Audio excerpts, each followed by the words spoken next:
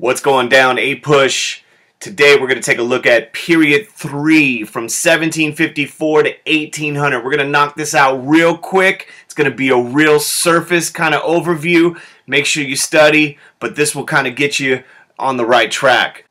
First thing to keep in mind, some big ideas for you. 1, England is going to attempt to reassert control over the colonies following the French and Indian War, which begins in 1754, which is why period 3 starts with 1754. We're going to take a look at that in a moment. The colonies are going to react to this attempt to control them. They're eventually, after a lot of debate, going to declare their independence, and then, after a lot of fighting, they're going to become a new nation, America.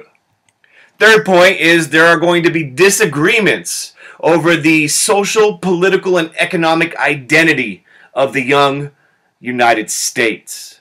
So we're going to take a look at each one of these really quickly, starting with the first important point. England is going to attempt to put the colonies in check following a long period of solitary neglect. Rewind for a second. 1754. Prior to that, you have the French in the green, New Spain in the kind of purplish color, and the 13 colonies had all been established.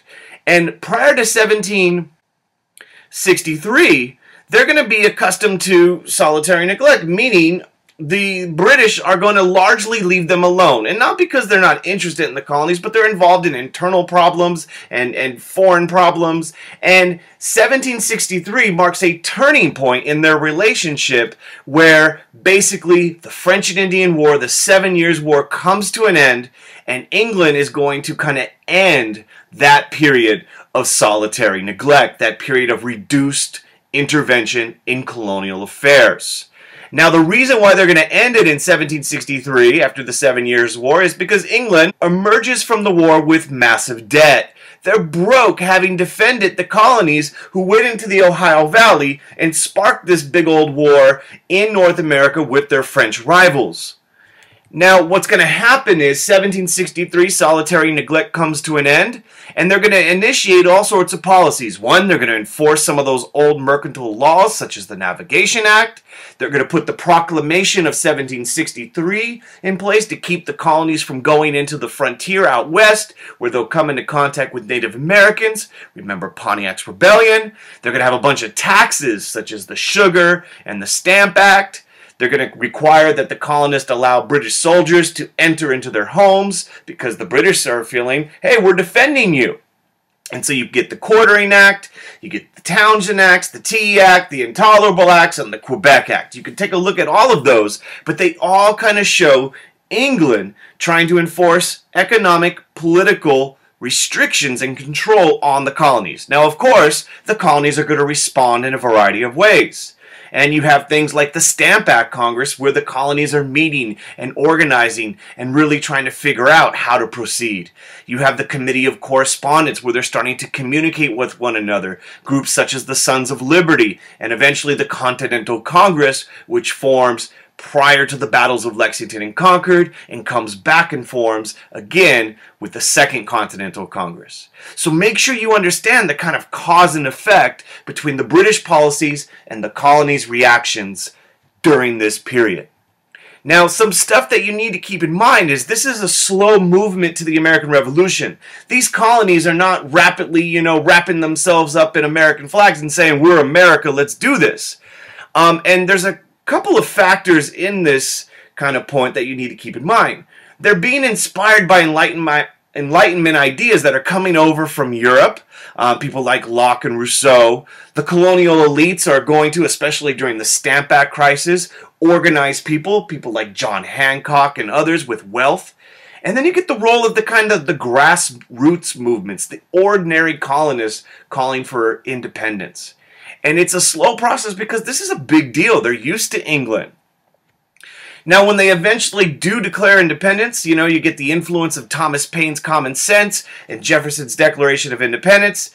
They're going to have some reasons why they eventually win. 1, the colonies have home field advantage. They know the land. England has to supply their stuff from long distances. Eventually, the French, following the Battle of Saratoga, are going to help us out. And we got some pretty awesome leaders like George Washington and others. Finally, during the American Revolution, we are going to be creating new government structures, and they're going to be based upon Enlightenment principles, things like natural rights, the consent of the governed, restrictions on government power, and they're going to be also really influenced by the fear of replacing the strong British power, centralized power in the monarch, in the parliament, and so they're going to put severe restrictions on government. So make sure you know that. Now, some social and political impacts of the American Revolution. One, it's not a very radical revolution because the colonial elite are going to be the people who are still in charge when the whole thing's said and done. This is not going to lead to some radical transformation of wealth. It is not a radical revolution. But some states are going to eliminate property requirements for voting. So new people are going to be engaged in the political process. These people are going to be, though, white men. It's going to have some international consequences. The French Revolution will happen in 1789. Revolutions throughout Latin America will take place throughout the 19th century. And in the early 1800s, Haiti will experience their revolution. All of these revolutions are going to be influenced by what happened during the American Revolution.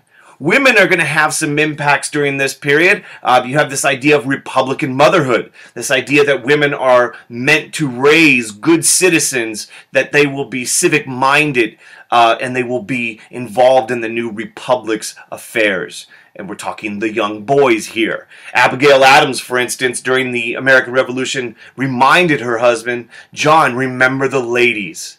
And unfortunately for women, they are going to suffer a lack of political rights in the political process throughout much of this period post-American Revolution. For African Americans, there is going to be gradual emancipation, especially in the North. Northern and middle states are going to slowly end slavery, not because they're nicer up there, but just because it wasn't economically viable. For instance, you have the Pennsylvania Gradual Emancipation Law.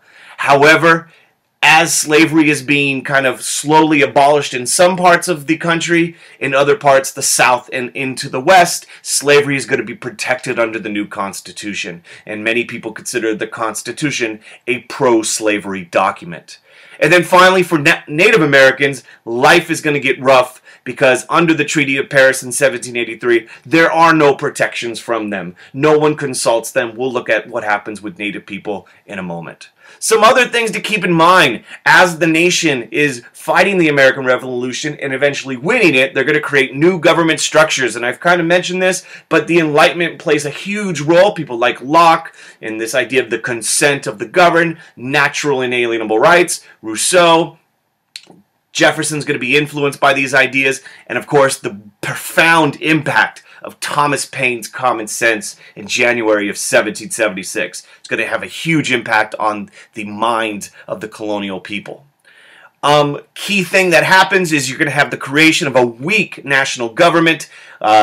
This is under the Articles of Confederation. Make sure you know the challenges and successes of the Articles. There are more challenges than there are successes. And finally, the Articles of Confederation will eventually be replaced by the Constitution. And it's important that you know the compromises that were needed to create and eventually ratify the Constitution.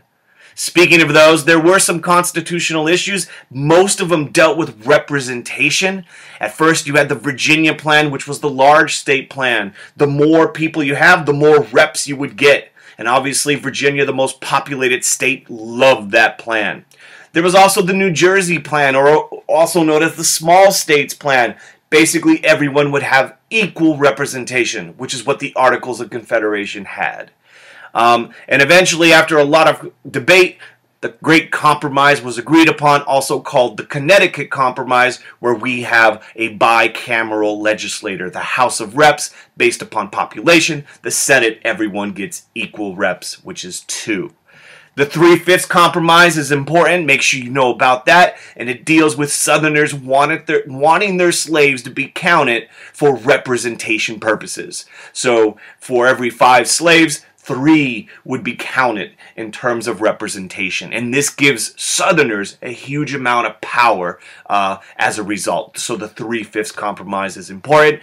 And know that the Constitution was created with severe limits on federal power. You had separation in powers. You know, the legislative, the executive, and the judicial, they have different powers. There's checks and balances. It's a federalist system.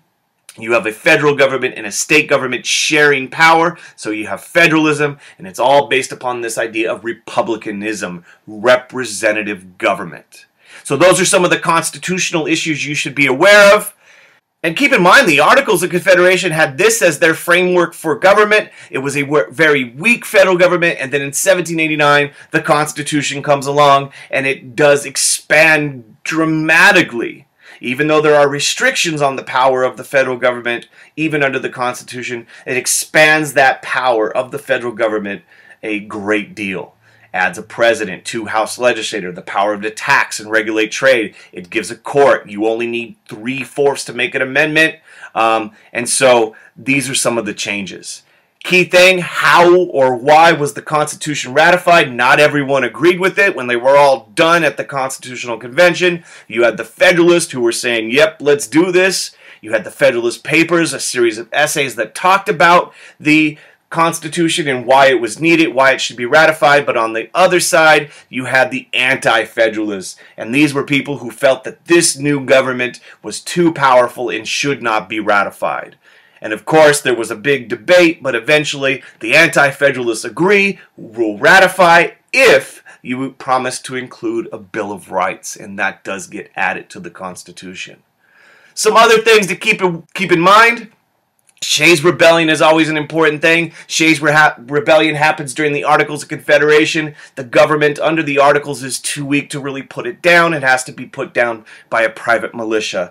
To contrast that with Whiskey Rebellion, in which, under the Articles of Confederation, the rebellion over taxes in western Pennsylvania is crushed by a very powerful federal government under the Constitution. So it's always good to know the kind of differences and similarities between these two rebellions in the backcountry of Massachusetts and Pennsylvania. Important point, disagreements are going to develop over the new nation's political, economic, and social identity. People are not going to agree what this young nation should look like.